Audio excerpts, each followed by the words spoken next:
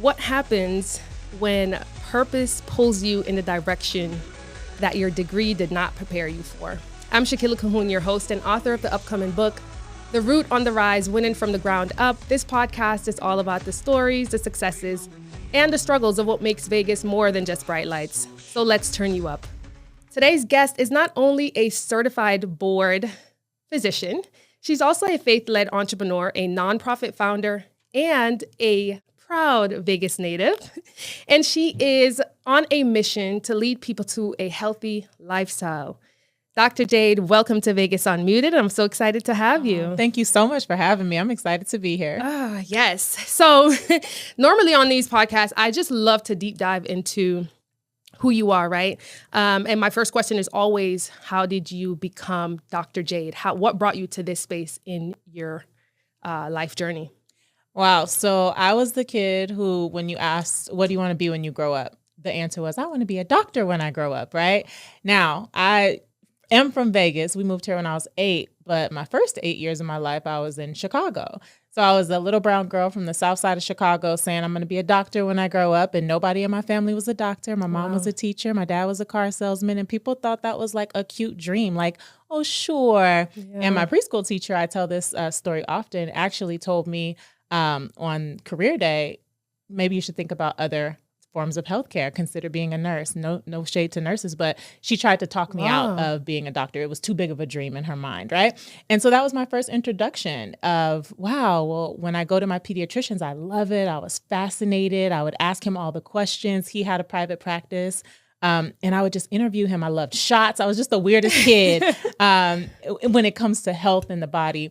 And it just never changed. So when I went to middle school, high school, I started shadowing doctors, asking different doctors in town, hey, can I shadow you? I started volunteering at labor and delivery and undergrad. And like the fascination and the passion just grew and grew. And so it never stopped. I always knew I wanted to be a physician, and I always loved to do things my own way. Anything, even as a kid, I would try to find ways to monetize everything. So if I was painting, I'm going to sell my paintings. If I'm doing poetry, I'm going to find a way to like win a poetry competition. It was just always like a very entrepreneurial spirit. And so then later in my life, the two just collided once I finished training and realized I just couldn't work in a traditional insurance-based system and provide quality care and also be innovative in healthcare. So and then that led down the road of entrepreneurship as a physician. I love that. Like, so you didn't really have to go to this. You already just knew. It was just deeper and deeper. It was just what specialty would I land on? Okay. Because as a kid, it was like a pediatrician, a OBGYN, a foot doctor. Like everything was like a different field, which makes sense that I ended up on family medicine because I get to do a little bit of everything with primary care. Yeah. I love that. Awesome. Okay. You kind of answered the other question I was going to ask, because I really wanted to know how the two collided to where you were like, okay, this is not working out for me, right? As far as the traditional ways. And that leads me to something else too, because we're in a culture now where it's like, there are so many controversial topics when it comes to a doctor, right? And and some doctors ethically, whether it's money driven, I guess now, since we brought it all up as far as, you wanted to do your own thing and march to the beat of your own drum, what would you say is that, I guess, myth, if you will? Is there a myth as it surrounds that? Sick culture, sick care? Yes. Is there? There's a lot of myths, right? So the first myth is that if you have health insurance, you have good insurance and a good doctor. I hear people all the time when they hear that we have a cash pay, membership-based concierge style practice, and they're like, oh, I have good insurance. And I'm like, oh, really? Can you call your doctor right now? And they're like, well, no. Well, okay. Well, you have a great card? You have a great plastic card that may pay for some of the cost, or you may get a surprise bill. But there's a difference between quality healthcare versus great insurance that will pay for high cost expenses like hospitalizations and surgeries, right? Yeah. So that's one myth, is what is good insurance? It's about good healthcare and healthcare access and healthcare advocacy. Right. And when you are sick, do you have a physician that knows you well, that you can access, who can partner with you, who isn't just trying to give you a pill or a referral and rush you in and out, but is talking about the root cause? Wow. Another myth is that insurance is here to make people healthier. That's not the case. It's incentivized by keeping people just sick enough, which is another reason I left traditional healthcare, right? And by not building insurance, now I can talk about sleep, nutrition, exercise, versus if I worked for an insurance company, all of that is considered non-billable. So they only get reimbursed if we prescribe a pill or place a referral, or if you are sick enough to need dialysis or have that heart attack and need that surgery. Yeah. So it's very much incentivized to keep you sick, the sick care model, just sick enough. We don't want you to pass away, just sick enough, versus really healthcare. And now doing this style of practice, I can focus on healthcare. So that's a big part of why I left once I found out that this style of practice was an option. Right. And once I really got to know what the business of medicine was really like.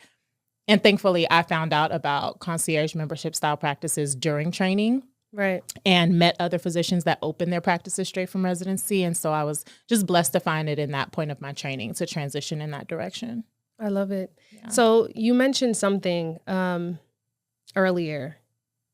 You said that just sick enough, right? And that's the culture. I mean, there's some of that out there as far as it relates to hospitals, regular traditional ways. Yeah. What was that turning point that you said? Did something happen? Was there an incident? Was there a case? Was there a person that you had that made you say, you know what? I can't treat this person how I would want to treat them because it's not billable? Yeah, absolutely. There were lots of scenarios like that. So in residency training, of course, you're there to be trained on how to be a doctor. And a part of my training was, okay, Dr. Norris, you're required to be in and out of the room within 5 to 8 minutes. If the patient is talking too long, let me coach you on some ways to get out of the room in that 5 to 8 minutes. Sometimes if you stay closer to the door, put your hand on the doorknob, stand up. Those are ways to let the patient know indirectly that you got to go.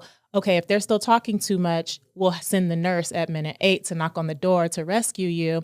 Okay, make sure, I come out, I tell my attending physician what happened. She's like, oh, well, did you put the stethoscope on their chest? Well, no, I didn't put the stethoscope on their chest. They're here for an ankle injury. So I just ordered an x-ray. Well, go put the stethoscope on their chest, because then that way we can bill this up for the insurance and get reimbursed more. So just little things like that, where it was like, okay, I'm spending an hour at the computer for every 5 minutes I'm spending with a patient.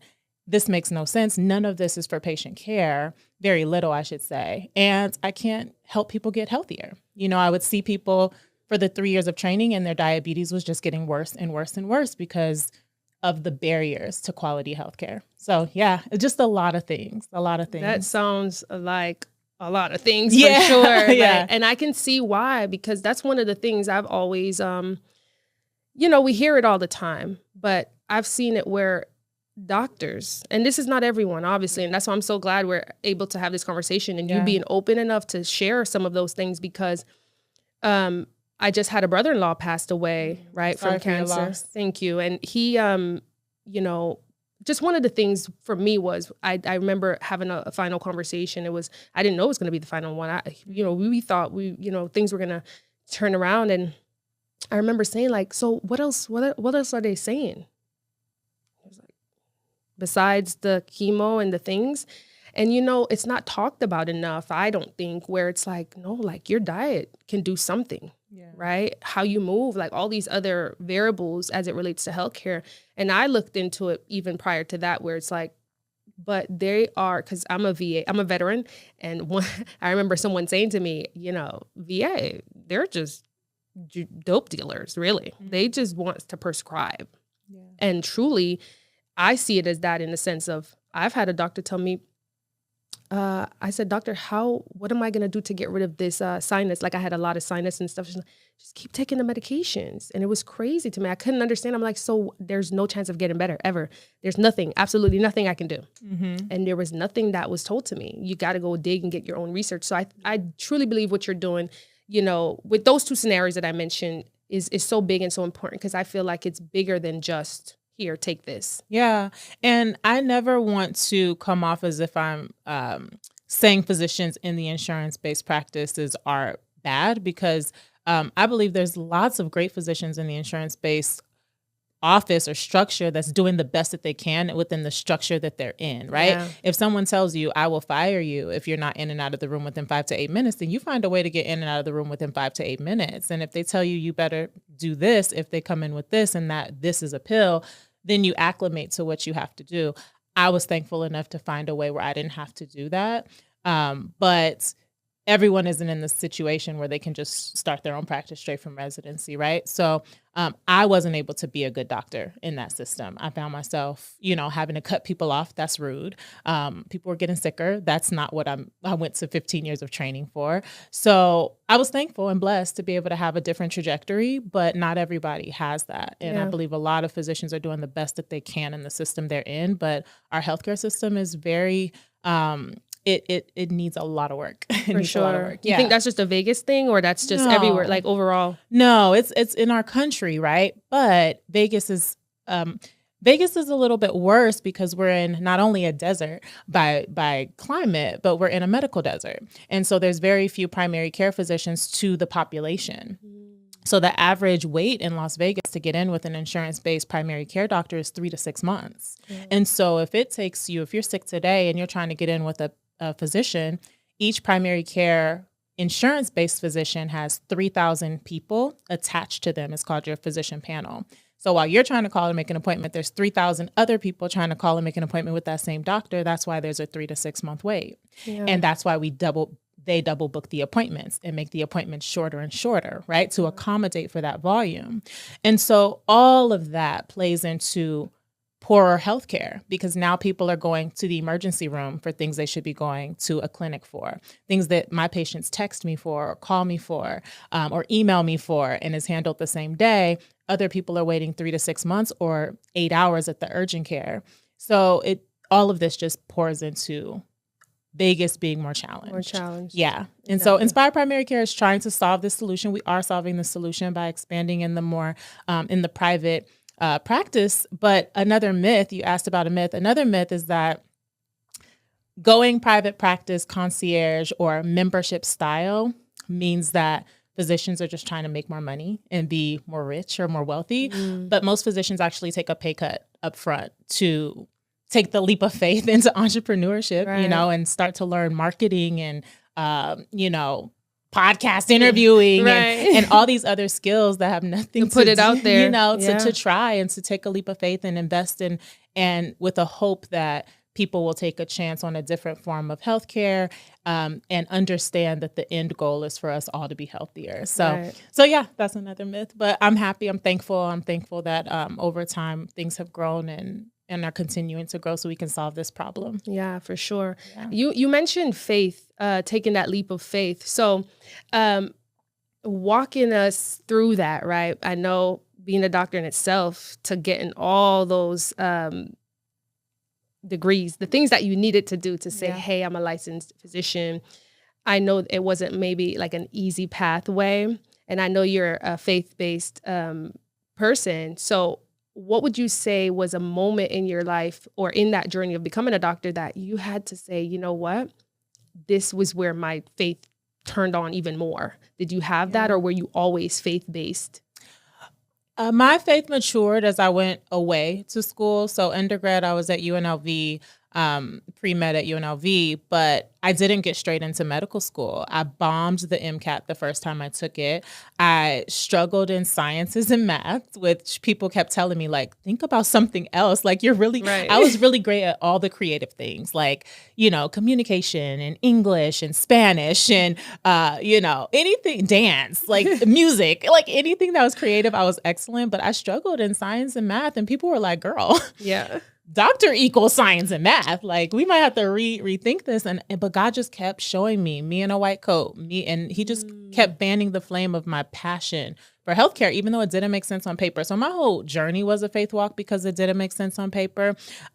However, not getting straight into medical school was a faith walk. So I moved across the country to Illinois to a medical post-baccalaureate program, which is like a program to help prepare you for medical school and to retake the MCAT. So that was a faith walk. I was blessed with a full ride scholarship to medical school after completing that, But I still struggled throughout with test taking. It just wasn't my thing. Like I could talk to people, I could read the book and explain it to you. I could Right. have great rapport with patients. But if you put me in a room for 8 hours with a multiple choice test, I was like I don't know about this. zoned out. Like I was like, maybe it's B, maybe it's C, maybe it's D. Like, and that's just one of them. Yeah, it's one of these. But my brain just didn't like standardized tests. So that made my journey very challenging. So my whole journey was a faith walk because I was like, Lord, you have to pass tests to be a good doctor or to become a doctor.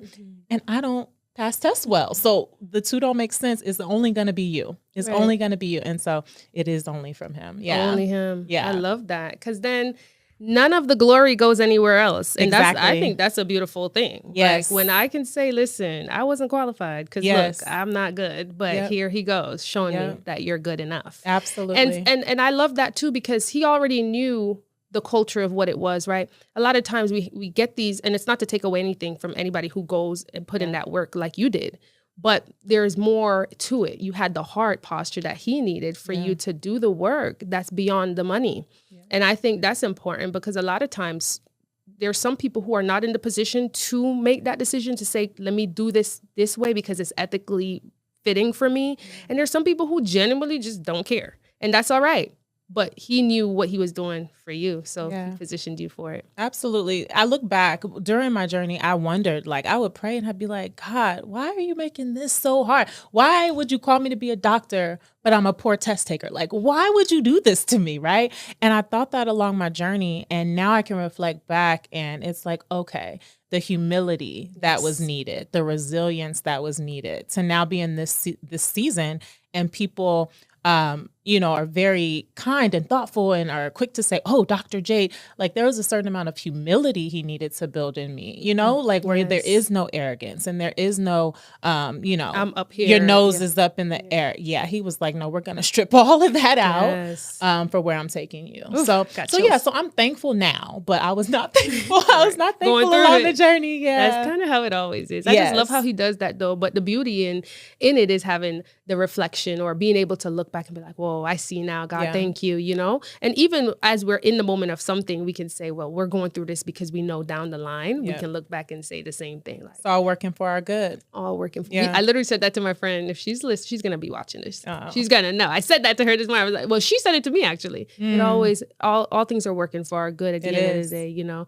So, I love that. What does a healthy lifestyle look like for you? Or what would you say your true definition of a healthy lifestyle is?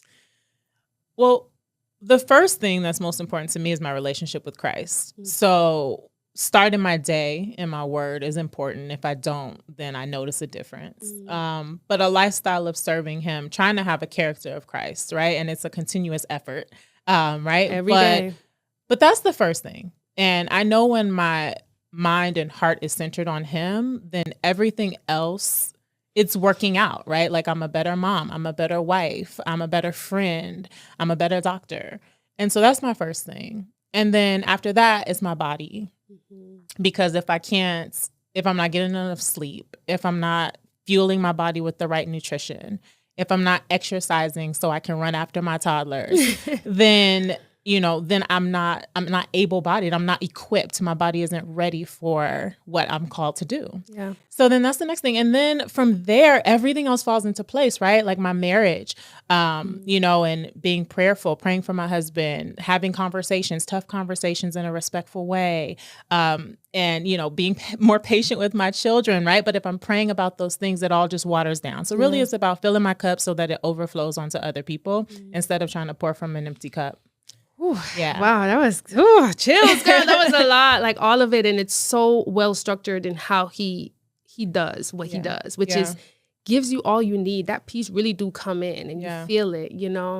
Wow, where to start? You said something.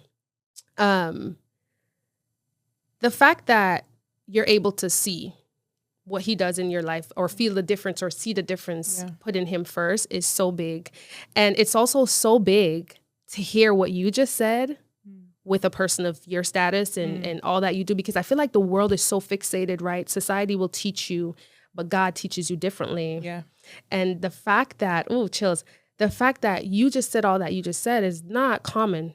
coming from a doctor in society, right? Wow. So I just love the fact that you mentioned that, because I think we get carried away and we allow other people to be the guiding force or the influence behind how we move through this life journey. Yeah. So to hear you say, like, starting with that, it's just so powerful and so big, and I love it. I love that you mentioned that, because you're a doctor, you went to school, you did all the work, right? But God equipped you, and not only did he equip you, he also positioned you for you to be able to sit here and say, these things are important too. Yeah. And very much important. So much so that they're first. Yeah, they're exactly. First. Absolutely. And he is the ultimate physician, right? And so, when my patients come to me with things like your brother-in-law, and there's only a certain amount of things that I know, right? And patients don't follow the book. And, and so I do as much as I can in my own strength, but from there I'm praying for my patients, right? Ooh. And it's like, whether I'm praying with them, if they, appreciate that, or if I'm just praying for them behind closed doors, because there's only so much we can do. It doesn't matter your title, right? Yeah. If you're an attorney, it's only so much you can do. From there, the results of the, I don't know, attorney talk, but right. It's gonna do what it does. Yeah. But yeah, so I know that everything starts with Christ. Yeah. Everything. Yeah. Oh, girl. I just love it. I love what you just mentioned. So tell us now, like, since we know that's your lifestyle, like your healthy lifestyle for you, it starts with him and everything else trickles down. And I too can attest to that. I've seen a drastic change in how I move from 5, 6, however much years ago in comparison to now with my walk. And really, really knowing that it is an everyday thing. Like you mentioned, how I move with my husband, how I talk to him, how I talk to my kids, my friends, everything, how I move through life in general. Yeah. And so I can attest to that as well. So I know you have a nonprofit, right? Outside of you being a physician, what is the nonprofit basis? Like, what is it all about? And how can we get involved, or how Vegas people who are listening, hello. So tell us about that. Yes. And again, everything we do, it is from what God gives us to do. And then it's just up to us to say yes, right? Yes. And so how it started with, of course, we started with our for-profit business, and that's Inspire Primary Care. But what I started noticing was, and in general, my husband and I we always dreamed to have a nonprofit at some point. So that was always in our heart. We just didn't know what it would look like and when, all of the things. My husband has a background in nonprofit. He used to be over the Urban League and building out their programs in Illinois. And I used to have a girls program for high school girls here in Las Vegas. And I was like, oh, this would be so cool. I would do a summer camp. And I was like, oh, this would be so cool to be a nonprofit one day. And so those little seeds were there, right? But it's like, when is it watered and when does it grow? Yeah. And so then when we had Inspire Primary Care, which is a membership practice, right? People have to pay the membership every month or every year, however they want to do it. But I started noticing people would start to have hardships, right? Like they would lose a job. And then it's like, well, do they just get fired from their doctor, or they would, they would fall on hard times one way or another. And I said, wow, how cool. Well, God gave it to me, but he showed me that when I went to Loma Linda for residency, which is a faith-based, it's a Christian facility and a Christian program, they had something called a blessing fund. And if we had a homeless patient or just a patient with financial hardship, we could go to the leadership of the clinic and say, hey, this patient they qualify for the blessing fund. Oh. And so I had that nugget in the back of my mind, and I was like, oh, when I open my practice, at some point, somehow I want to have a blessing fund. Yeah. And so that's when God gave me the first piece of the nonprofit. And so that's called We Inspire, which is a program where people who want to donate can donate to the medical practice, and we have a fund that we have to the side that is for two things. One, it's either for hardships for our current members who are falling on temporary hardships, so we can give them, a few months on us, right? Or for a person in need, where we can gift them an annual membership. Oh, wow. So that's been a blessing. So, of course, if anyone's listening and they're like, wow, I would love to gift people healthcare, that's something we have. So that's how the nonprofit started. And we call it Inspire Ministries. My husband is a pastor. And so it's Inspire Ministries, but we have several programs under Inspire Ministries. So We Inspire is our medical side. My husband and I are also called to do mission work at some point. Saw that. Yeah. So I look forward to in the future where our family and any, Vegas and national healthcare providers join us, and We Inspire is able to go international and do missions. So that's in the future. The other programs we have currently is we have a family emergency fund. Oh. So our mission, our ministry, our mission for Inspire Ministries is inspiring healthy families and healthy marriages in the Las Vegas Valley. So the healthy family part is the emergency fund. So if people have a hardship, like we had a single mother who needed a vehicle was donated to the nonprofit, and we were able to gift a mother of 3 a car. That's awesome. Okay, so that's our emergency fund project under there, a program. And then another program we have is Inspire LV. This is what people see more. We have an Instagram for that, Inspire LV, no I in front of Inspire. But this does more community events, family and marriage community events. So our flagship event is the Lover Soiree. We do this for married couples every Valentine's Day weekend, and it's like a community wedding reception. Oh, wow. And it's beautiful, but it's like an annual time where we can pour into the health of marriages. Yes. And I'll tell you, we got quite a bit of pushback on this because some people had an issue with it being specifically for married couples. And it was like, well, we're together and we've been together, but God told us to make it pouring into married couples. Yeah. And we just had to do what God told us to do. Yeah. And so we have different programs under Inspire LV. Like last week, we did a women's paint night. That's fun. Because God said, get the ladies together. We're going to have some different events for the whole family. So it's literally as he gives it to us. We're just being obedient. Yeah.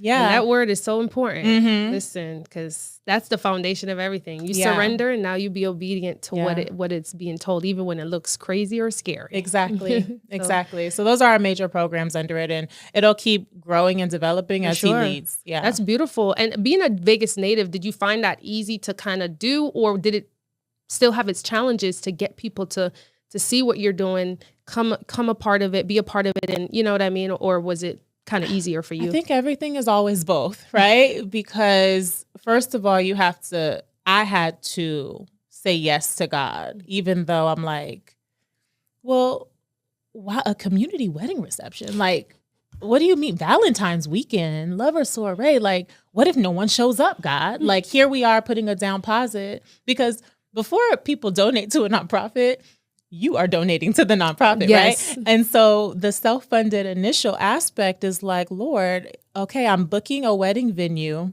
and I don't know who's showing up, Right. And Vegas people, shout out to my Vegas people, we like to book things just a few days out, just in case we can't make it. You know what I mean? Right. And so it's a faith walk to be like, okay, we've put all of this down for this venue. We're praying and we're following what you said do. But ticket sales are saying this. Right. And then, 3 days before, all of a sudden it's sold out. But all the way working up to there, it's like prayer and release and surrender. And so I find that in business and nonprofit, it's all like your mindset. Me just refocusing on God, whatever you do. If you bring one person, if it blesses one marriage, then it's worth it. If it's only me and my husband on the dance floor, I still said yes to you. Like really being intentional about that being the heart posture, but it's still a continuous effort to get there and to stay there. Yeah. Because who doesn't want to launch something and it be popped off? And it's like, oh, yep. Right. Sold out. But then you don't get to trust him. Exactly. And that's the part. Exactly. I love that part in a way, because then that's full surrender. Because then you're like, God, just like you said, if it's just me and my husband, it's just us. If it's one person, then they needed the blessing. Yeah. And I feel like if you go about it that way, you look at it like that, then we're always going to be all right, really. And then keep the focus on him. So absolutely. I love what you guys are doing. And I definitely, now that we connected, I want to definitely be a part of that. Because, my husband and I, we moved out here 2022. So it's going to be 3 years. And for the first year, we were just like, okay, we're figuring things out. We're still newbies, and I got into real estate the end of 2023. And so I'm just now doing my thing as far as like, I got to get out. Yes. Right. Because a lot of people, like you mentioned it earlier, when you start something, you got to be your own marketer because nobody told you about that part. Yes. So yeah, we're starting to get out and stuff. So I would definitely love to, you know, be a part and come out whenever you're having events, whenever you're, you know, and participating in any way we definitely can.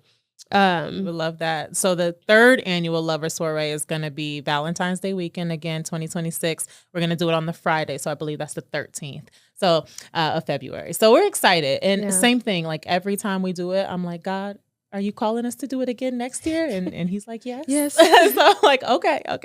But yeah. I love that. How do you manage? You know, I feel like one of the things that I don't think I struggle with, but I always pay attention to is like, okay, I've been blessed and I acknowledge my blessing, right? And I'm like, okay, God, you position me in a lot of ways. I have a husband, I have 2 boys, and I'm grateful. And then you add the fact that now I'm walking with you because you stripped me all the way down, and now you rebuilt me, and I'm moving different, and my marriage is different, and it's just a lot of love around me, and it feels good. Yeah.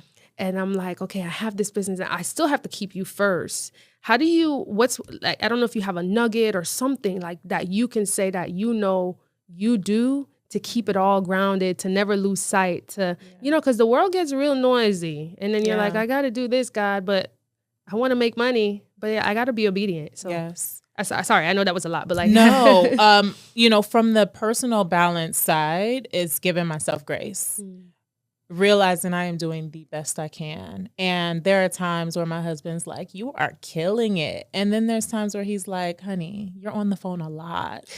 You know, like we're in the bed and your laptop's out, you know? So, and where I have to be like, oh, okay, let me pray on this. Like, let me reposition. And then there's times where he's like, thank you. Like, you're doing it. Like, you're doing it. You're holding down the house. You're helping with the kids. Like, not help, you know what I mean? But partnership is partnership, right? Yeah. But it's a continuous thing of giving myself grace, praying, reevaluating, relooking at the calendar. What needs to be taken off the calendar in this season? What commitments can I not make it to? Which girls' nights do I have to say, sis, I can't make it to? Yes. You know, which networking events do I have to be like, you know what, in this season, evenings and weekends, networking events are not going to work for my family. Yeah. So if the networking event is during the business weekday, then I'm there. Yeah. But if it's not, it doesn't work for my young family in this season. And just being okay with that. Like, am I losing out on money? Because lots of the networking events are evenings and weekends, maybe. But guess what? They can scroll social media too. So God is going to bless it. The way he's going to bless it. The timing he's going to bless it. I just have to remind myself of that.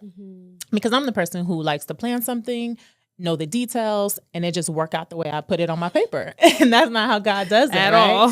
And so, yeah, it's a continuous, just again, drawing closer to him. As far as what you said about the noise of the world, it's funny because I'm on social media because I have a team that posts to social media for me.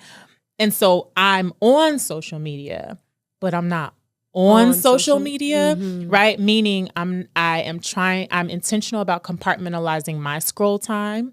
And although my husband will probably be like, girl, you be on social media. But in the morning I look, and then in the afternoon I look, and that's it. Yeah. Like I have specific times. I had to limit myself. And so people will be like, you didn't see this on my stories. You didn't see this on my posts. You didn't see this on my timeline. And I'm like, I try not to look at too much because I can get distracted, right?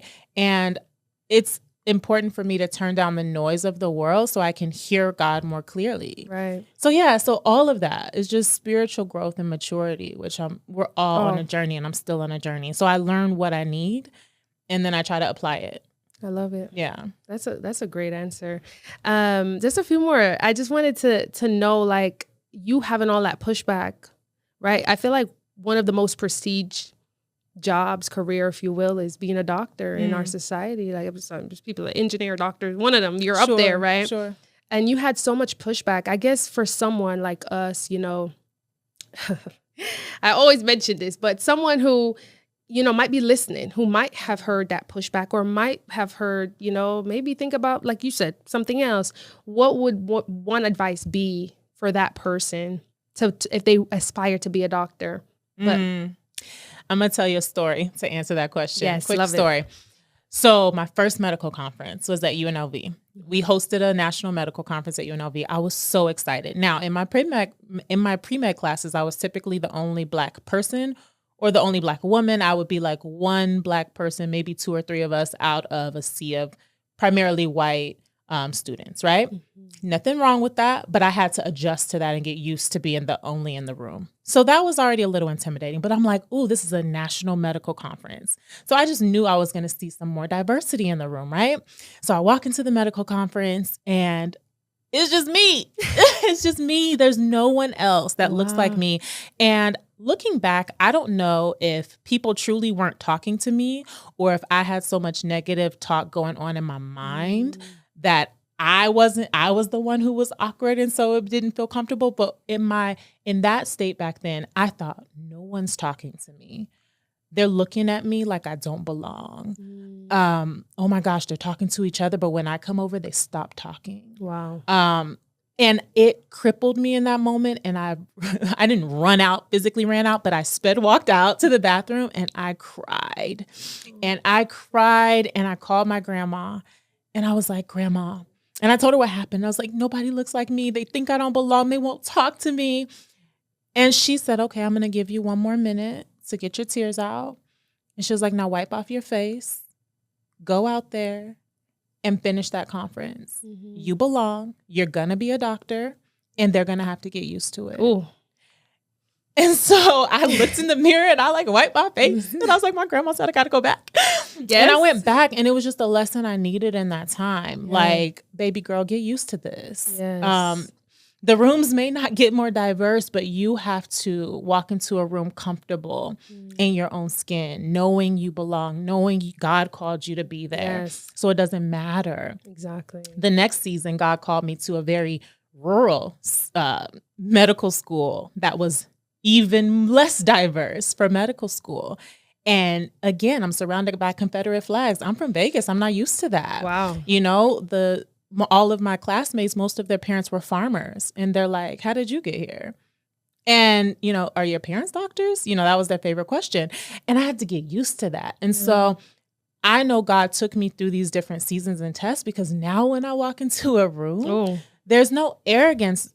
But I am so confident in what God has called me to do. I'm so confident in who I am, how my features look, what I have to offer, what shortcomings I have, and being confident with being transparent about that because there's beauty in the flaws. Yes. But I had to have all those other lessons along the journey to get to this place where I'm like, man, I'm glad I did. You know, like you're Jade and they're them and they have their own struggles and you have your own struggles and maybe mine were more obvious, but that's okay. Yeah. So it was all a learning lesson. So I say that to say, I would tell them, go back in the room.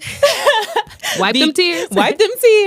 Show up. Yes. Be confident in who God called you to be. Don't quit. Because you're not going to help anybody by quitting. Yeah. And so that was the best thing I did was just to not quit. Not quit. And I wanted to several times along the journey. Wow. Yeah. Thank you, Grandma. Yeah. Grandma. Shout out to Grandma. Yeah. Amen to that.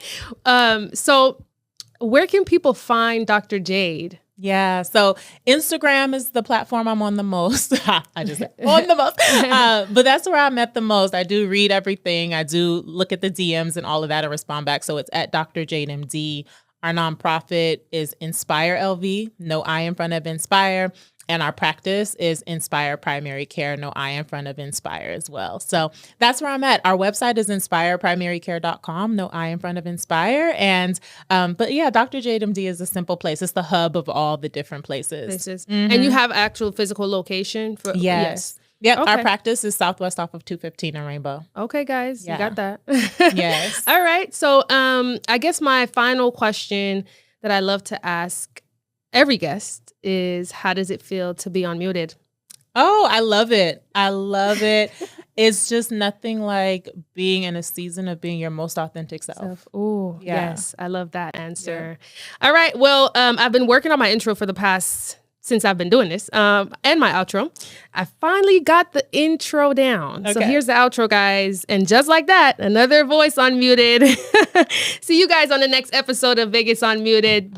Dr. J, thank you so much for coming on. Thank you for having me.